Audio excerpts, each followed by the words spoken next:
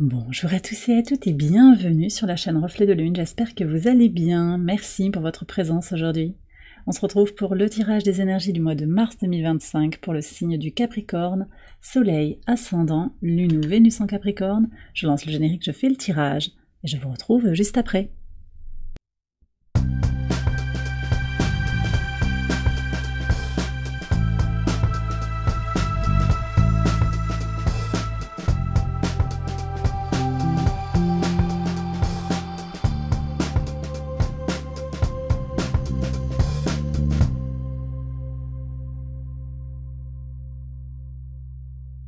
Alors on y va les Capricornes pour les interprétations. Votre arcane majeur du mois de mars, c'est la roue de fortune qui nous parle de joie, de chance, d'amélioration, mais également de renouveau et une certaine réflexion aussi sur l'expression de soi. Vous allez sur ce mois de mars naviguer entre comment vous pouvez exprimer votre vérité, ce que vous impulsez aussi dans la matière et comment vous comprenez aussi, vous intégrez les expériences de vie et comment vous vous libérez aussi des fardeaux. Donc il y a tout un ensemble de choses, libération karmique, libération de ce qui ne vous sert plus. On est sur des déblocages qui peuvent être soudains, inattendus aussi, des événements globalement soudains et inattendus. Ça peut être une entrée d'argent, une opportunité professionnelle, on trouve le bon logement, le bon véhicule dont on a besoin, quelque chose qui va venir à propos, vraiment, voilà, timing divin possiblement. Je ressens aussi une énergie de lâcher prise aussi, en reconnaissant que ce qui doit venir à vous viendra à vous. Sur les messages des oracles, vous avez les merveilles. Donc attendez-vous à manifester finalement des choses surprenantes au moment où justement vous vous y attendez le moins. D'accord? Donc accueillez peut-être ces merveilles qui entrent dans votre vie sur le mois de mars.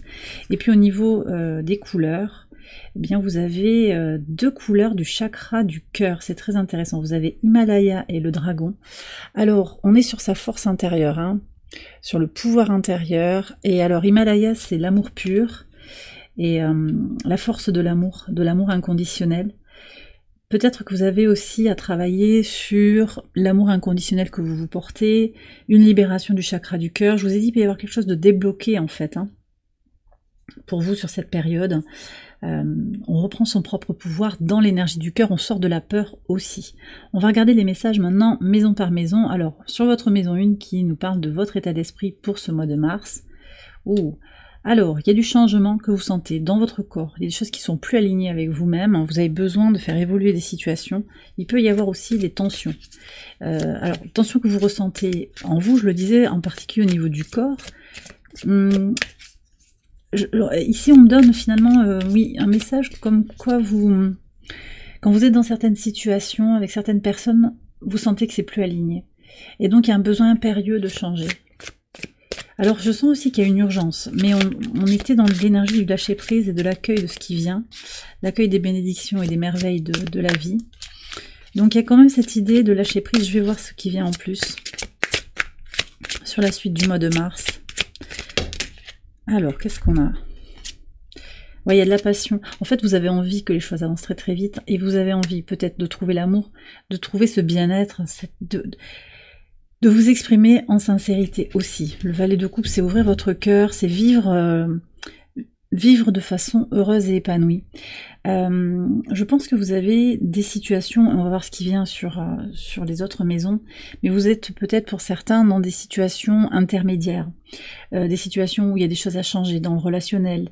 Vous avez encore des obligations peut-être par rapport à certaines occupations, peut-être au travail, peut-être par rapport à la famille. Il y a des responsabilités et vous avez hâte en fait que ça change. Alors je vous invite quand même, oui, à garder cette vision passionnée, bien sûr, mais aussi à prendre le temps et à profiter, à accueillir ce qui est là aussi. Et à ne pas trop vous mettre la pression. On me donne ça. Je vais prendre un conseil là sur cette maison 1. Oui, c'est très intéressant. Merci mes guides de denier. Reconnaissez que vous êtes peut-être entre deux et que c'est ok en fait d'être entre deux. On est sur un mois de renouveau, d'accord? Et on est sur un mois de réflexion sur comment on impulse les choses dans la matière. On va avoir Mercure rétrograde, Vénus rétrograde. On a Neptune aussi qui entre en bélier toute fin du mois. Il y a des changements importants sur cette période. Donc changement, transition, c'est normal de se sentir un petit peu entre deux. Donc accompagnez le changement autant que possible, aussi bien que possible. Voilà. Sur la maison 2, vos ressources, qu'elles soient matérielles ou immatérielles, c'est le rapport à l'argent, c'est l'argent que vous avez à votre disposition, c'est aussi votre corporalité, votre état émotionnel et psychique. Vous avez le pendu. Alors ce pendu, il nous parle d'un lâcher-prise sur tout ce qui est lié à vos ressources. Reconnaissez que vous avez les ressources, mais peut-être que vous vous sentez très arc-bouté en fait sur un résultat que vous voudriez voir se manifester ici et maintenant. On est en plein dans la saison des poissons, c'est un moment de transition. D'accord? Alors c'est vrai qu'avec le transit du soleil en bélier, on va avoir peut-être plus d'enthousiasme et d'énergie pour accomplir ce qui nous inspire, ce qui nous motive. Mais la majeure partie du mois de mars, on est dans cette énergie de libération. Qu'est-ce que vous avez à libérer pour faire rentrer la nouveauté, si c'est ce que vous désirez? Il y a des choses à lâcher, vraiment, à purifier. Du karma peut-être à libérer, des expériences fortes, ouais, qui vont vous amener à comprendre ce qui est important pour vous, ce qui est fondamental. Alors je suis allée voir la maison 8, la maison des transformations, des changements profonds. Vous avez le 9 de coupe. Et on vous invite à être dans une forme d'indépendance émotionnelle, de ne pas vous laisser happer par les circonstances. Alors, de ne pas vous laisser happer par le fait que les circonstances extérieures ne seraient pas comme vous l'aviez envisagé, ou peut-être les comportements d'autrui. Mais de revenir à votre base et d'espérer le meilleur pour vous-même. Donc de rester très optimiste et de faire un vœu, en fait. Faites des vœux sans vous dire bah ça va se réaliser parce que j'ai fait le vœu au moment où il y avait une étoile filante qui passait, vous voyez. Bon, vous pouvez, mais sans vous arc-bouter sur le résultat. Je vais aller voir la maison 11 avec tout ce qui est en lien avec les projets, les espérances. Le 2 de coupe. Donc ici, il y a une reconnaissance par rapport à vos projets, de ce qui est très aligné avec vos espérances, votre vision, vos valeurs. D'accord? C'est qui est-ce que je suis fondamentalement? Qu'est-ce que j'attends de la vie? Et parfois, on se met un petit peu la pression. Moi, c'est ça que je ressens pour vous sur ce mois de mars, les Capricornes. Alors après, sur le plan amical, et je vais aller voir aussi la maison 3, sur les relations, il y a de véritables rencontres ou des appuis forts, donc ça c'est important. Maison 3, on est sur l'expression de soi, je vous en ai parlé en introduction, les échanges, les petits déplacements, la communication globalement, et l'entourage proche, les familiers. Il y a des changements là, qu'est-ce que vous êtes en train de faire changer dans votre vie? Des choses sur le plan physique, des choses sur le plan matériel. On est complètement dans cette énergie de transition, avec peut-être un sentiment d'être rejeté ou pas à sa juste place par rapport à ses contacts, par rapport à une ancienne situation, peut-être des problèmes aussi avec un frère, une sœur. Moi, je pense que vous allez vers des rencontres authentiques qui vont être peut-être davantage des familles d'âme, familles de cœur, que peut-être la famille de sang. On va aller voir ce que vous avez en maison 4, qui peut nous parler de la famille, de vos fondations, de votre base. Alors, il y a du travail ici. Peut-être que vous travaillez à libérer du transgénérationnel aussi, sur ce mois de mars. On a Mars qui repart direct en Cancer. Enfin, il repart direct le 24 février. Donc, tout le mois de mars, on est sur une énergie de Mars direct. Et on est sur ces régulations, finalement, ce travail qui est mené par rapport à sa base, par rapport à ses racines. Voilà, c'est quelque chose qui va vous porter, mais en même temps vous avez Mars opposé. Donc vous pourriez vous sentir entre deux, je vous disais, un peu dans des choses qui fluctuent, possiblement sur le plan familial avec ce frère, cette sœur. Je vais aller voir comment ça continue là sur la maison 3, sur la suite du mois de mars. Alors, ça c'est très très juste. Alors, vous avez deux arcanes majeures qui ont sauté, la justice et le monde. Alors, pour certains, il y a des choses qui vont se régler en justice. D'accord? Vous avez peut-être besoin d'une réparation quelque part, par rapport à une question aussi de voisinage. Ça peut être ça aussi, sur la maison 3. Il peut y avoir une médiation et un résultat qui est clair sur sa vérité intérieure, sur ce qui est important.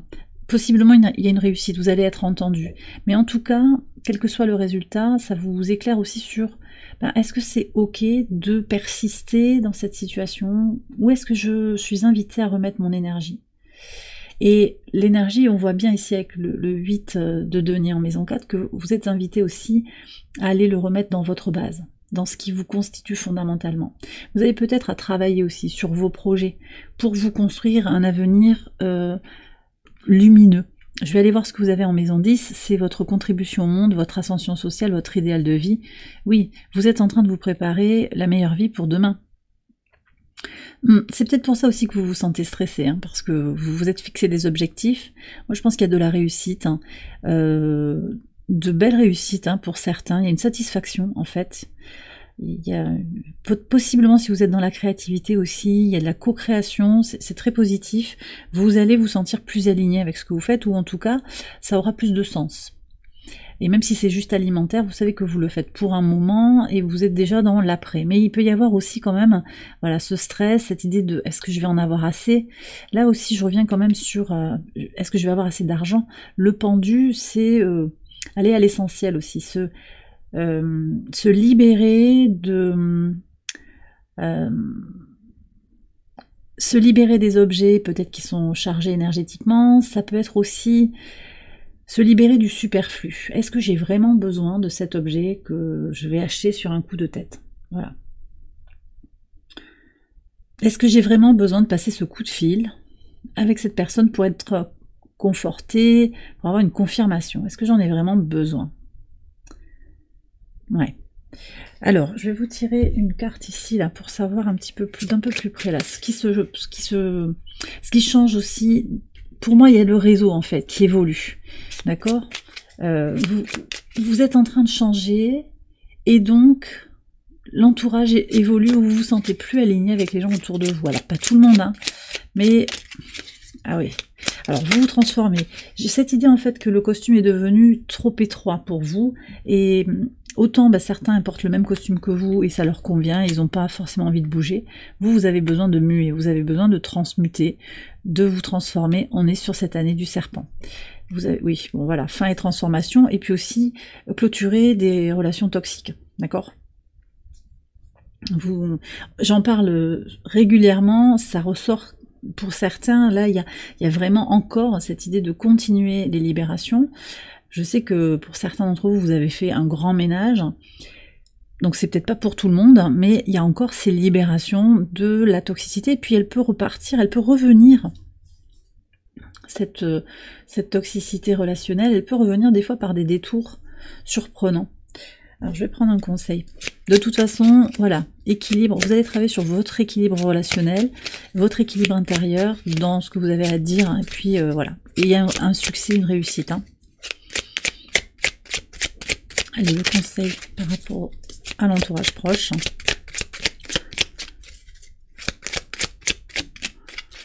Alors, qu'est-ce que vous avez? Alors, le roi de denier, construisez. Construisez. Il y a cette idée quand même de construire pour soi, de pas forcément attendre des validations extérieures, ou de pas attendre que l'entourage se mette en action. Ouais, on me redonne ça. Est-ce que vous attendez d'être validé quelque part, ou qu'on vous aide? Tout le monde n'aura pas votre réussite à cœur, en fait. Donc construisez pour vous, préservez aussi ce qui est à préserver, et puis il y a un esprit quand même autoritaire et pragmatique. Donc roi de denier, c'est aussi l'idée de faire régner l'abondance autour de vous, pour les personnes avec qui vous avez envie de vivre l'abondance, et qui sont dans cette énergie aussi de partage de l'abondance. D'accord? Alors... je continue avec la maison 5. Je vous parlais de projet, créativité. Je pense qu'il y a beaucoup de créativité qui peut venir. Oui, il y a des communications, des pas et des démarches autour de votre créativité. Donc si vous êtes artiste, créateur, designer, vous travaillez sur les réseaux sociaux, il peut y avoir quelque chose de très fort avec la rencontre d'une communauté aussi que vous percutez. Il y a quelque chose où on va se retrouver. Sur tout ce qui est lié au travail d'écriture, on me parle de poésie, c'est très positif. Et puis sur l'épanouissement personnel, les libérations des blessures de l'enfant intérieur, il y a aussi de grandes accélérations, d'accord? Donc on se libère comme d'une forme de fatalisme, c'est ça qu'on me donne. Si vous avez des enfants aussi, il peut y avoir des déplacements pour aller les voir, des reprises de communication pour certains, beaucoup d'intensité pour prendre soin de vos enfants, de vos animaux domestiques et également de vos projets. Il peut y avoir aussi des accélérations sur la vie sentimentale, donc ça c'est très très positif. Des connexions, des rendez-vous extrêmement positifs. Ça peut aller un peu vite, hein, mais je pense que ça va vous satisfaire aussi. Ça va vous... Ouais, c'est très, très positif. Sur la maison 6, le quotidien, le travail, l'organisation, la routine, la santé, le bien-être. 4 d'épée, alors là aussi je sens que c'est positif, vous avez besoin de vous reposer sur ce quotidien et vous allez prendre le temps de vous reposer, de vous régénérer, de préserver votre énergie. Et il y avait aussi cette idée-là avec le pendu, c'est-à-dire qu'il y a un nouveau regard sur ces ressources. Ben oui, vos ressources ne sont pas illimitées. Vous avez une énergie à préserver, donc c'est ce que vous allez faire au quotidien. Pour certains, on me parle aussi d'une routine un petit peu qui se sclérose, comme un train-train, dont vous avez envie de vous défaire. Alors je vais vous prendre un message conseil par rapport à cette routine. Après, on est quand même dans le lâcher-prise, et vous êtes très sollicité par ailleurs, je pense, avec cette transition.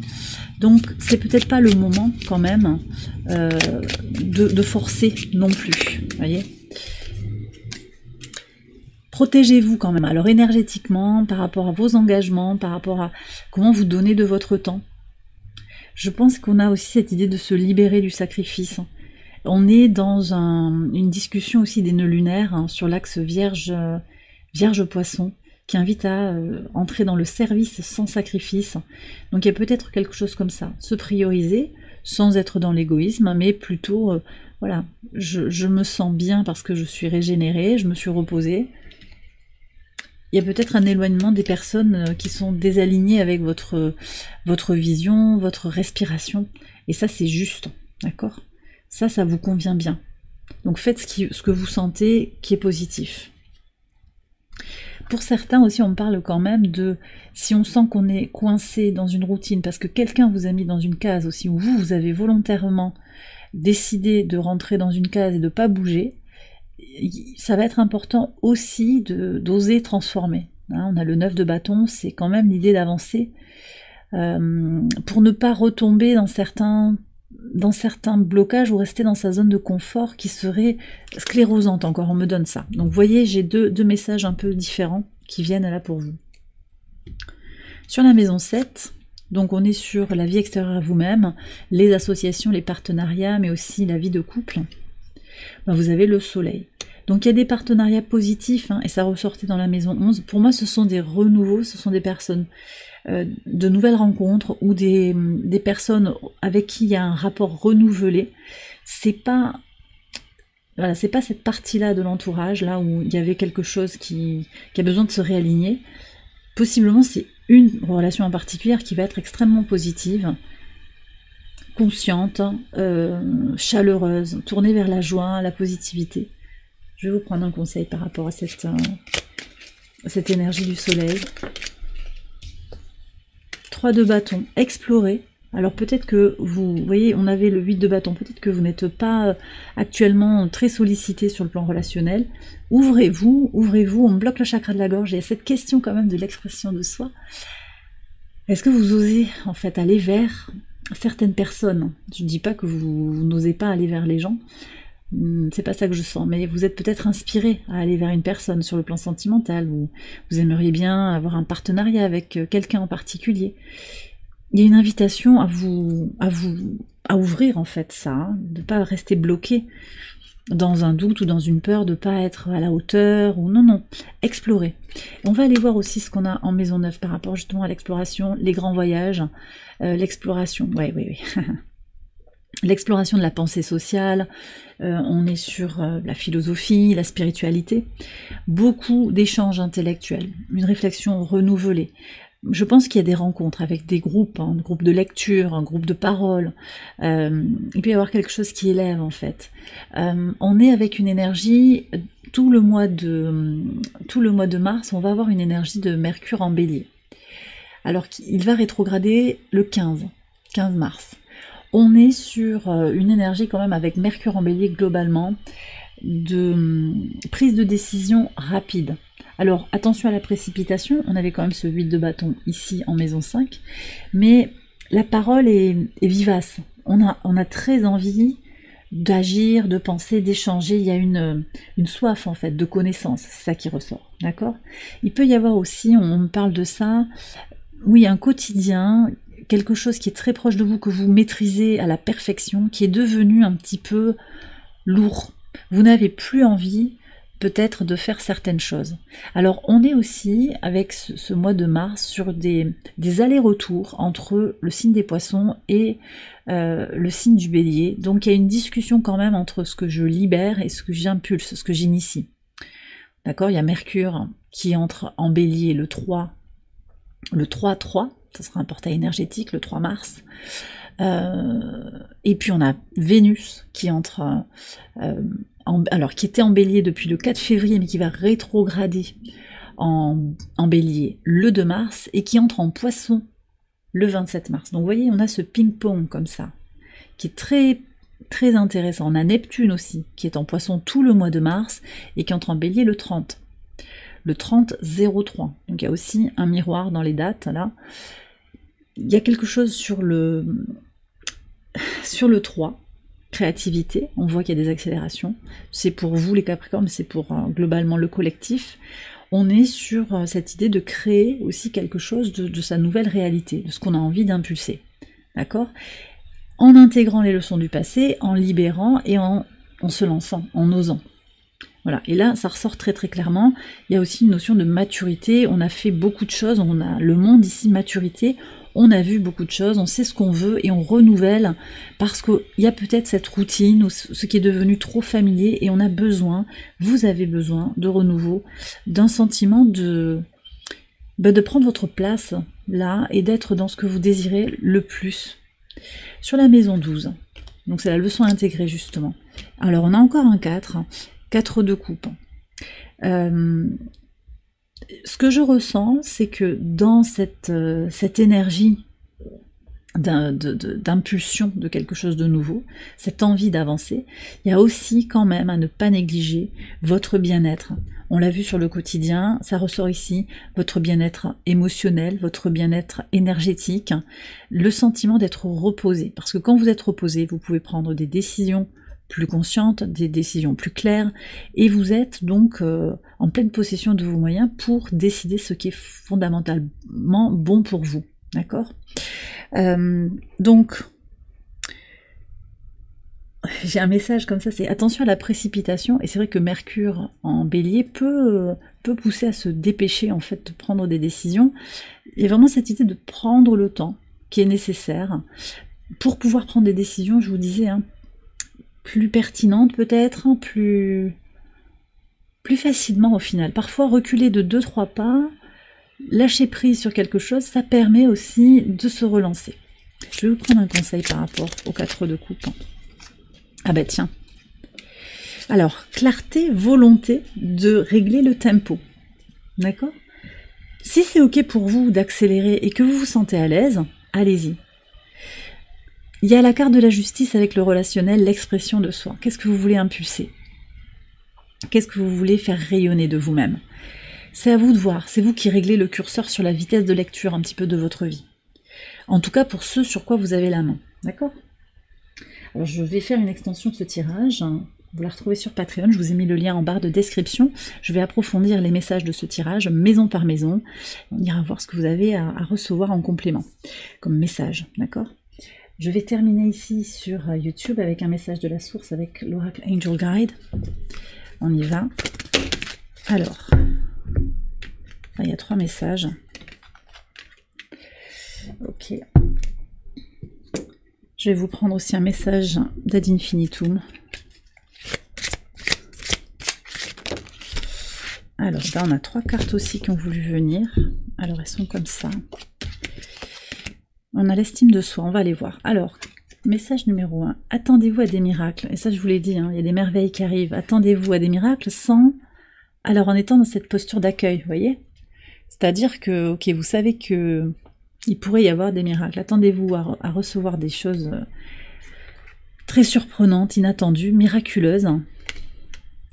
Et on a, ouais, le chakra, c'est excellent, le chakra du cœur. Je libère toutes les blessures du passé, laissant place à l'amour et à la guérison. Donc en libérant votre passé énergétiquement, en guérissant le chakra du cœur, en libérant toute forme de tension, de blocage, en guérissant, en transmutant, vous ouvrez en fait un portail énergétique, vous vous ouvrez à un potentiel de réception de ces bénédictions, de ces miracles, impulsés par la source.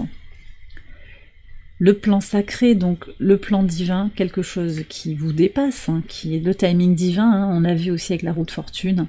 Mon troisième œil est un canal ouvert à la connaissance universelle.